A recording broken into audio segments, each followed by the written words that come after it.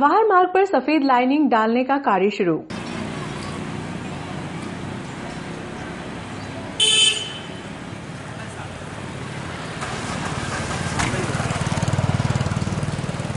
नगर पालिका द्वारा शहर के मुख्य मार्गों के सौंदर्यीकरण को लेकर रात्रि के समय कार्य किया जा रहा है।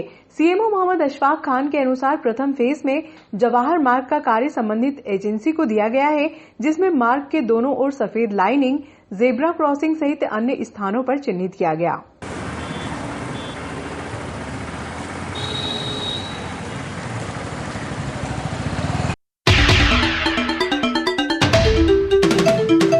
शीतला माता मंदिर में चोरी का प्रयास।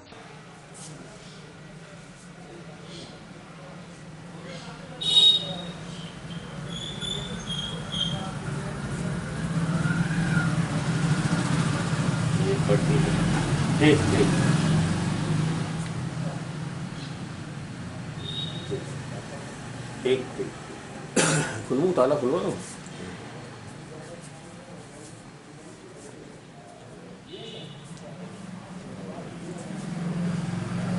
ये पहले भी एक बार हादसा हो चुका है और डीआई साहब और इनको बता चुके हैं।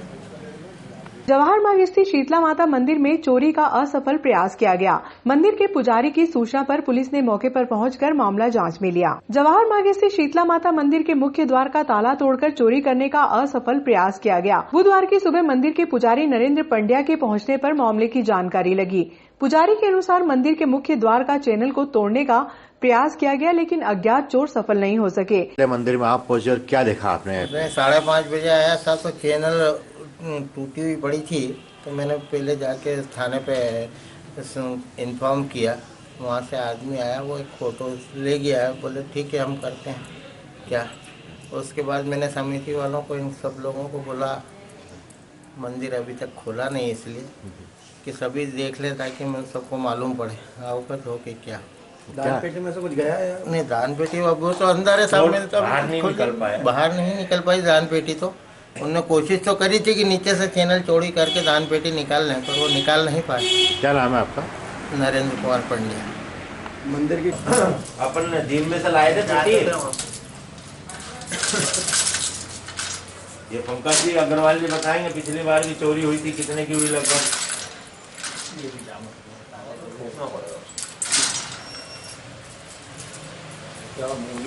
मंदिर में चोरी के प्रयास की खबर लगते ही जगदीश मेहता, अशोक यादव, विनोद गनेरीवाल सहित समिति के सदस्य मौके पर पहुंचे। पुलिस ने मौके पर पहुंचकर मामला जांच में लिया। पुलिस ने जवाहर मार्ग पर दुकानों पर लगे सीसीटीवी फुटेज से आरोपियों तक पहुंचने की बात कही।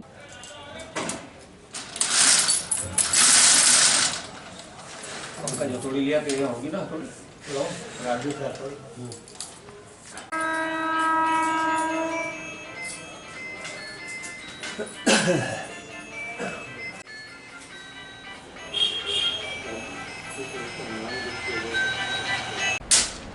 धीरे से हाथ मत तोड़वा देना अभी।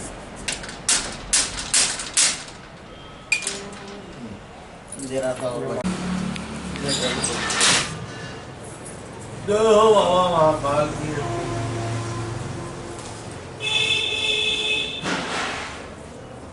बाकी देखो आप तो सब पढ़ा है, ऐसा सामान तो कुछ ही नहीं गए। हाँ, बाकी कुछ भी नहीं है। वो तो यही खोल बाकी आप देखो, अरे वो चिल्लर पड़ी है वहाँ पे ऐसी कैसी तुम्हारी, तो वो तो हाड़ में ना वो खिंचा थोड़ी। क्या बात कर रहे हो तुम यहाँ किसी बात? देखो कितना छोटा वो है कि मतलब चिल्लर पड़ी हुई तुम्हारी वहीं। चिल्ला ना पीतल के ऊपर। हाँ, अरे ये व्हीलचेयर बड़ी 2000 की मंदिर वो ले जाता होगा, मूर्ति 10 किलो की। हाँ चलो वाह ठीक।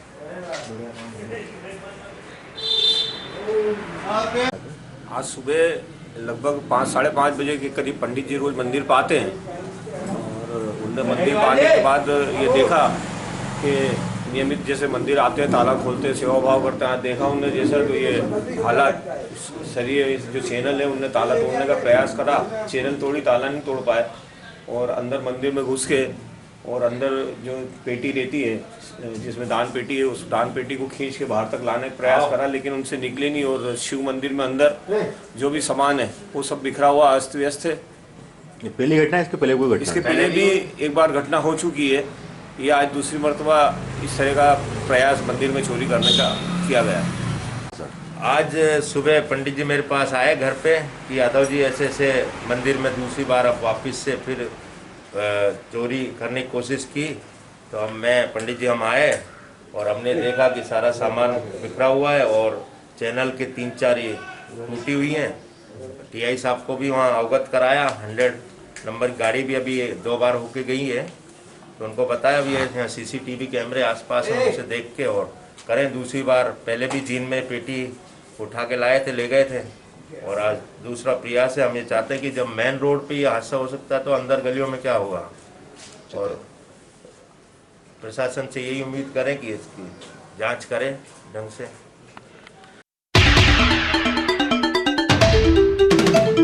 अनुविभागीय कार्यालय के आईटी सेंटर के संविदा कर्मचारी नीलेश विश्वकर्मा की सड़क हादसे में मृत्यु हो गई। बुधवार को पटवारी महासंघ के अध्यक्ष मनोहर पाटीदार अपने साथियों के साथ उनके मेहतवास स्थित निवास स्थान पर पहुंचे।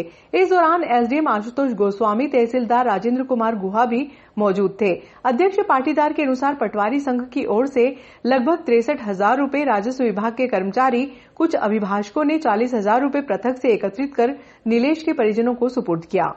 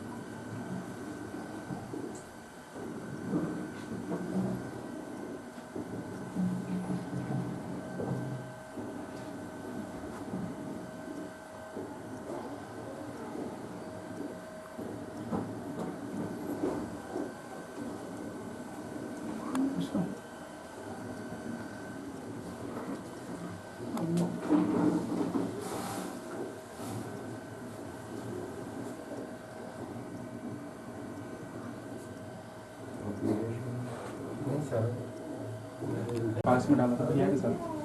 अच्छा भैया देख रहे हैं अभी इसको? हाँ वो तो अरे क्या पवन भैया, ये उसके चिंटू को अपना नीलेश के जिया, नीलेश के जिया जी।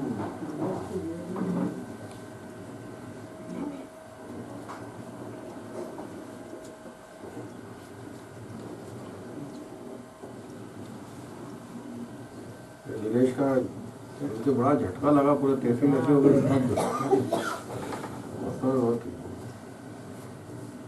सर अभी जो हम लोगों ने नीलेश की कॉल रिकॉर्ड देखी जो उसके मोबाइल में, उसके कॉल रिकॉर्ड में सर ये पता पड़ा है कि जो लड़का इसके साथ में गया था वही तो बात हो रही सर, एमएलसी की विषय वहाँ कुछ भी नहीं हुआ सर। जयपुर भी सर लड़के गए हमारे ढूंढने के लिए, दिल्ली में भी हैं वो, अभी मेरे पास कॉल है वो, मैंने उनको वहाँ पे भेजा था अपने राम मनोहर लोहिया में, तो वो डेथ रिपोर्ट के लिए। तो वो मैडम से ही बात हुई, हमने नंबर भी निकाले, जो वहाँ का थाना जो था, वहाँ के जो टीआई थे, थाना प्रभारी थे, मेरी कल उनसे भी बात हुई है, जयपुर भी बात हुई है मेरी। लेकिन सर जो कहानी बताई जा रही है वैसा कुछ भी नहीं सर, कहीं ना कहीं। और जयपुर से पहले कोई फौजी ढाबा है, वहाँ पे इन लोगों ने खाना खाया था, वो भी सर सब कॉल रिकॉर्डिंग में है सर।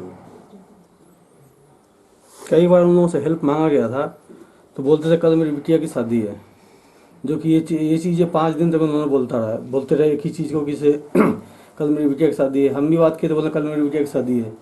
और जिस दिन नीलेश हम लोगों का साथ छोड़ गया था, उस दिन आके बोल रहे हैं क्या नाम है, आज मैं बिटिया की विदाई करके आ रहा हूँ, और एक काम करना, जाकर वहाँ पे थाने पे FIR कर देना, और गवर्नमेंट से 5 लाख रुपये मिलते हैं, वो तुम्हें मिल जाएंगे।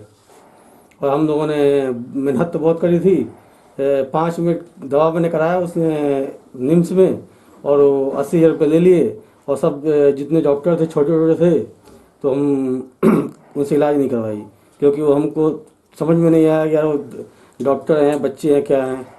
और उनकी बिटिया की जो कोई प्रिया है, उनकी बिटिया, उनसे बात करिए, अरे यार कोई दिक्कत नहीं है, ज़्यादा चोट नहीं लगी है, नॉर्मल है, ठीक हो जाएगा। मैं बात किया था तो बात करा था, लेकिन अभी बेहोश है, कोई प्रॉब्लम नहीं है, टेंशन मत लो। 11 बजे के समय सब फ़ोन आया था, बंदे का फ़ोन आया था कि उसमें नीलेश का एक्सीडेंट हुआ है। तो उस समय सर मेरा घर पास में ही है, और मैं आया तो उस समय नीलेश की सिस्टर और उसकी मम्मी थे खाली, घर पे कोई नहीं, तो ये हमारे पास नहीं आएगी जयपुर। मेरा एक फ्रेंड है जयपुर का, मैंने हॉस्पिटल भेजा था उसको। फिर उसका बड़ा भाई है जो नीलेश के बड़े भाई को हमने बोला कि यार मैंने एक काम करो, अपना फ्रेंड है वो जब तक केयर करेगा उसकी, मैंने जयपुर निकलो यहाँ से, कार से जयपुर निकले। फिर जब ये नीमच तक पहुंचा तो मालूम पड़ा कि वो लोग दिल्ली लेके निकल गए। फिर ये बंदा बस से गया वहाँ पे और मालूम पड़ा कि वो दिल्ली चले गए। मतलब इधर कोई जगह कहने का समझ में आ रहा सर कि एक्सीडेंट नहीं है, यही है? नहीं, एक्सीडेंट है, लेकिन एक्सीडेंट होने के बाद में सीधी सी बात है कि अगर यार मैं साथी हूँ, मैं दोस्त हूँ, यार छोड़ के कैसे भाग जाऊंगा यार? बंदा छोड़ के भागा है, छोड़ के भाग भी गए ना, तो इन्फॉर्मेशन दी हम छोड़ के भागा। दूसरी चीज सर, अगर एक्सीडेंट हुआ वो उनके परिजनों को मालूम है, तो उनके परिजन ये नहीं बता सकते थे कि यार ये एक्सीडेंट हुआ, तो यहाँ से परिवार जान जाते, जो भी उसको उपचार मिलता, कुछ भी होता। उन्होंने अपने मन की करी, उन्होंने, उनकी लड़की की शादी थी दिल्ली के अंदर, वो अपनी सुविधा के लिए इसको भी दिल्ली लेके गए। वहां के डॉक्टरों का कहना कि छोटी चोट थी, जो वहां पे अगर समय पे उसका उपचार हो जाता तो लड़का जाता नहीं। जितनी बार डॉक्टर हमने बात किया है, व्यवहार था, गजब का काम संभालता था, कभी भी ना नहीं करते थे किसी काम के लिए। वो तो है यार, मतलब वो याद तो हमेशा ही सबको याद रहेगा, सबके दिल में उसने एक जगह ही बनाई है हमेशा। हाँ, एक और चीज जैसे उस दिन भी हमने बात की थी कि यार आपको जब चीज को ध्यान रखना है, जैसे हम गाड़ी चला रहे हैं तो सीट बेल्ट और हेलमेट जो है अपने लिए ही होता है। इन सब चीजें हेलमेट सर इसने हमारे भी आते हेलमेट सर पहना हुआ था, इसने हेलमेट पहन के गए थे दोनों।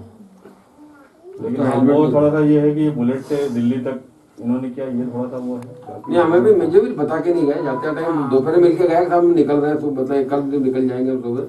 तो उसके बाद जो गाड़ी थी वो इंदौर ले गया, इंदौर से घर पे भी मालूम नहीं था कि वो दिल्ली जा रहा है, उसको ये घर पे बोल के इंदौर जा रहा हूँ, इंदौर शादी में। मैं भी, मुझे बताया शादी में जा रहा हूँ, शाम को तो छुट्टी ली उसने, ये बताया मैं शादी में जा रहा हूँ। शाम को सर जब निकला था, जिस समय वो निकला था इंदौर के, तो वो मेरे को भी बोल के, वो चौराहे में मिला, बोले कि भैया मैं शाम को, मतलब 4 तारीख को किसी भी हालत में, मैं 4 तारीख को आ जाऊँ, लेकिन सर 4 तारीख को किस हालत में पर वो गाड़ी से गया, अगर मालूम होता था उसको वही अपन सीधे स्पष्ट मना कर देते हैं। इतनी बहुत थोड़ा सा सहयोग है। लापरवाही से हमारे भाई की जान गई है। उस टाइम हमको शाम को बताया होता तो कोई तो पहुंचता, हमको 11 बजे 16-17 घंटे बाद पता चला है। इतनी सी उसके एक्सरे में इतना सा निकला है, वो बढ़ते बढ़ते दिल्ली तक कम से कम पूरा कवर कर लिया है। सिर्फ उसकी लापरवाही से वो भागा क्यों? मेरा भाई उसकी जगह होता तो रुक के उसका इलाज कराता, मेरा भाई उसकी जगह होता तो इलाज कराता। एक्सीडेंट तो कहीं होता ही है खैर, लेकिन वो भागा क्यों? जितना उसके पास पैसे था उससे उसने ट्रीटमेंट कराया, बाकी छोटे लावारिस की तरह हम लोग 18 घंटे बाद पता चल रहा है। पैसा नहीं खा के दवाई कराया सर, 50 रुपया में जेब में सबका सहयोग किया, उसको लावारिस की तरह छोड़ दिया। उसका पर्स में 50 रुपया सब दवाई कराया, 50 रुपया छोड़ दिया पर्स में।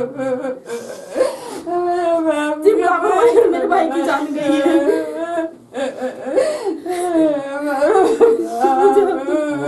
सबको दुख है नीलेश।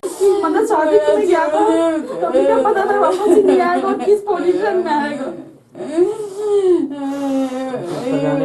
सबको दुख है, हम सबको दुख है, पूरे साहब अभिभाषक। हमारे भाई ने गलती कर दी कि वो बाइक से गया, लेकिन उसकी भी लापरवाही है कि वो क्यों नहीं बताया हम लोग को। थोड़ी सी है, उसकी भी लापरवाही बिल्कुल है। उसकी वजह से मेरे भाई की जान गई, नहीं तो वही ट्रीटमेंट हो गया होता, तो वही उसका इलाज हो गया होता बढ़िया। उसका दोस्त छोड़ के भाग गया, उसको लग गया ज्यादा तो। आपका दुख तो समझ सकते हैं, पर हम लोग थोड़ा सा हम लोग ऑफिस की तरफ से